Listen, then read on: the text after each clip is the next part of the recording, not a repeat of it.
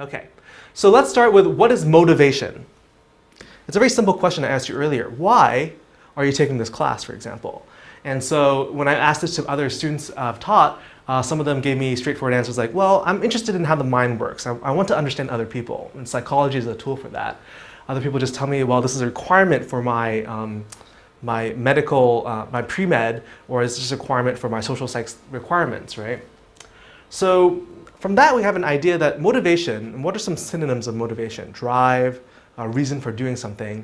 And that's basically what motivation is. Why is it that we do the things you do?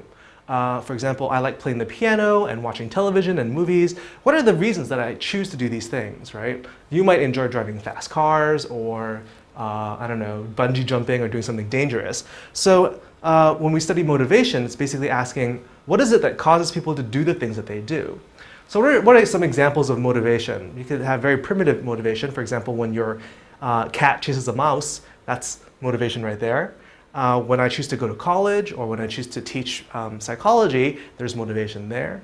When you choose to spend money on traveling or taking classes or driving fast cars, that's also another example of motivation. So to understand motivation, there's actually a long history of research in this, and we're going to talk about several theories of motivation. Basically, there's four we're going to break down in today. The first one is the instinct evolutionary perspective. Number two is the drive reduction theory. Three is arousal theory. And four is Maslow's hierarchy of needs. These address different aspects of motivation, of explaining why is it that we act the way we act, or do the things we do. Let's start with the basic one, which is instincts and evolution. If any of you own pets, dogs, cats, you might say that everything your dog does is basically based on instinct. Whether when my dog chases a raccoon or a squirrel, or when it runs around the house for no reason and chases its own tail, or when it comes up to you and snuggles and makes that noise that sounds like that's all we would say, that it's all caused by instinct. There's something instinctual built in, a very natural reason that the pets do that. I guess one way to explain it is that instinctively, biologically, we're kind of hardwired to do that kind of behavior. So for example, the dog chases the raccoon, it's just to satisfy its need for food, for example. It needs to eat and it will chase the raccoon. It has a need for companionship. That's why it kind of curls up with other people and tries to get their attention. So again, this really starts with researchers like Darwin, who was interested in evolution, and another name to know is William Macdougall, who was one of the first people who studied instincts and came up with like an itinerary of 18 different instincts that he thought people would have. So things like hunger, sex, need for other people's approval, so on and so forth. So when Darwin conceived of the idea of instinct as a way of driving us to do something, his idea is really that these are things that help us survive. Basically fits into the survival of the fittest. We have instinct to eat because eating helps us survive. We have an instinct for sex because having sex and having children helps us survive, so on and so forth. And so the problem, however, with this line of work is then when people are trying to understand instincts, what they've really found they were doing was they're just naming instincts. They're saying, well, we have a need to affiliate. Maybe we have an affiliation instinct.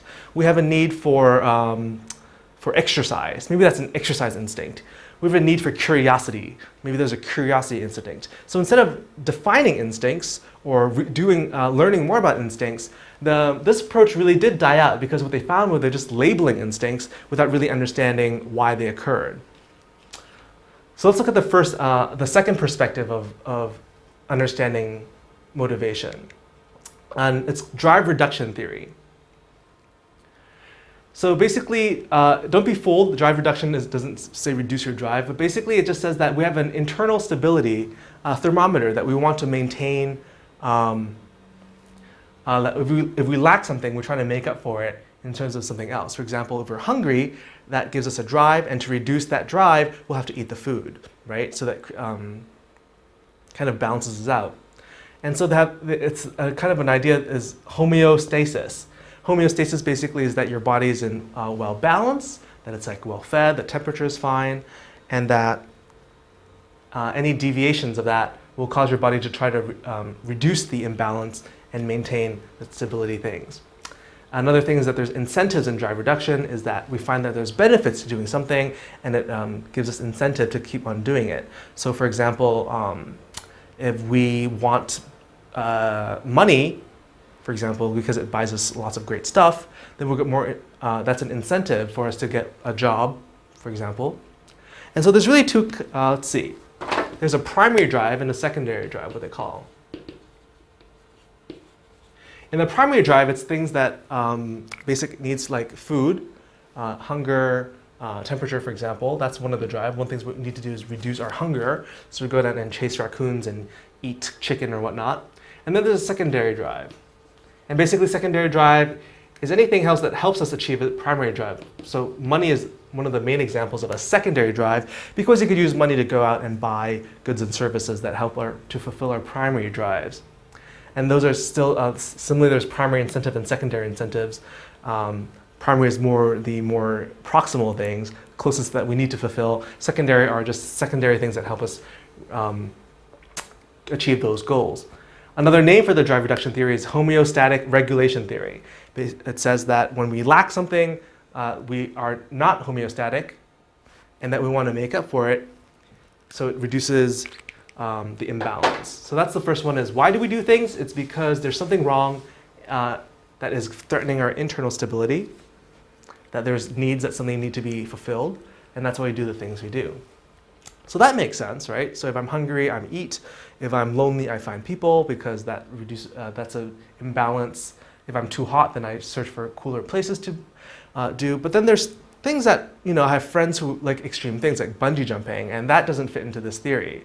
I have friends who enjoy like speedy cars, like car races, right? And so when people like that, they're not trying to reduce something that's missing, right? So they came up with the other idea, which is arousal theory, which is the idea that people like to maintain their level of stimulation or excitement, that they need a minimum level of stimulation. And so that fulfills, so things like bungee jumping and speedy cars, race car driving, fulfills their arousal. So if they're too low in their arousal, and when I mean arousal, I mean like physiological or intellectual arousal, right? Then they would seek out things to stimulate and challenge themselves. So that's one reason I like to, for example, watch foreign movies, because it's challenging, it's interesting, it gives us a fresh perspective on cinema, and so that increases our arousal. So if it's too low or too high, we do things to try to maintain that. So we talked about examples where it's too low, where I'm so bored, I need to go out and, I don't know, skateboard or graffiti or do something really physiologically arousing. There's also the opposite, which is that if you're too aroused, you'll do things that try to reduce your arousal, right? So you just sit down, fan yourself, and cool down and calm down. So when we talk about arousal theory and the role of arousal in our work, I want to talk about the Yerkes-Dodgson law. And basically it says that how does arousal and performance affect each other? And basically there's an upside down U curve. What they found is that it goes from low to your average, I'll call medium, and then high. And then this is performance. Performance. And the idea is that when we're not too aroused, our performance of something is low. So for example, if you're not aroused enough, you're sleepy and tired, and you have to take the AP Psych test, then you're not going to do very well. You're going to do the best when you're in your average amount of arousalness. However, when you have too much arousal, when you're too highly aroused, so for example, if you just like won the lottery right before you take your AP exam, you're like really excited, you're bouncing around, you can't really concentrate, and then similarly, you do much worse. So the effects of physiological arousal is, again, too low is bad, too high is bad, right in the middle is perfect. This is kind of like the baby bear Goldilocks idea.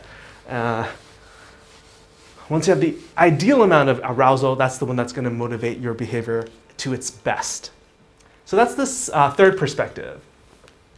So again, it's very similar to the second one, drive reduction, in that this one's about arousal, excitement, and stimulation. So mental stimulation, like we get too bored, or you might do something to fulfill your curiosity.